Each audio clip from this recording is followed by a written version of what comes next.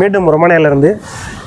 இந்த வீடியோவில் நம்ம என்ன பார்க்க போகிறோம் அப்படின்னா, நம்ம சப்ஸ்கிரைபர் ஒருத்தர் வந்து கமெண்ட் பண்ணியிருந்தார், ரொமானியாவில் மெடிக்கல் டெஸ்ட்டு இருக்கா அப்படின்னு கமெண்ட் பண்ணியிருந்தார். ஸோ அதுக்குண்டான வீடியோ தான் அது. உங்களுக்கு எதாவது டவுட் இருந்துச்சுன்னா கமெண்ட் பண்ணுங்கள், நான் வீடியோ போடுறேன். மேபி லேட் ஆகும், ஏன்னா ஒர்க் ப்ரெஷர் கொஞ்சம் இருக்குது. ஆனால் கண்டிப்பாக வீடியோ போடுங்க. உங்களுக்கு எதாவது டவுட் இருந்துச்சுன்னா கண்டிப்பாக கமெண்ட் பண்ணுங்கள். ஸோ இந்த வீடியோவில் நம்ம வந்து மெடிக்கல் பற்றி தான் பார்க்க போகிறோம்.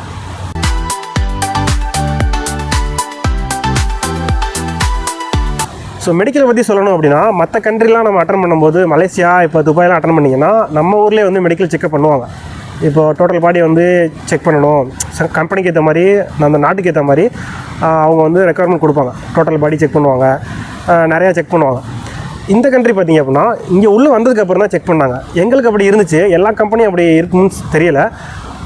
பட் எங்களுக்கு என்ன பண்ணாங்கன்னா, நம்ம ஊரில் வந்து மெடிக்கலே போடலை. எல்லா ப்ராசஸும் முடிஞ்சு உள்ளே வந்ததுக்கப்புறம் ஃபஸ்ட்டு டே வந்து மெடிக்கல் தான் செக் பண்ணாங்க.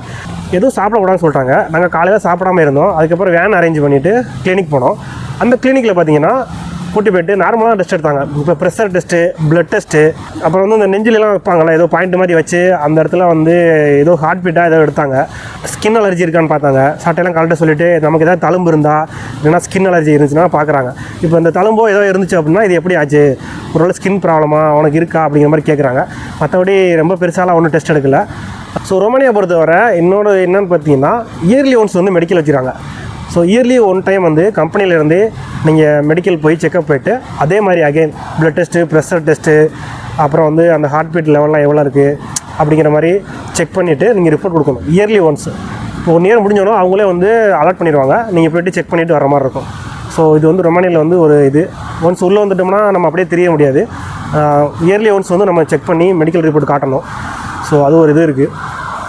ஓகே, மெடிக்கலை பொறுத்தவரை அவ்வளோதான், வேறு ஒன்றும் சொல்கிறதுக்கு இல்லை. நான் இன்னும் டீப்பாக வந்து மெடிக்கல் ஃபெசிலிட்டிலாம் இருக்குங்க, அதை பற்றி இன்னும் டீப்பாக வர வீடியோவில் போடுறேன். ஃபாலோ பண்ணிக்கங்க. பாய்.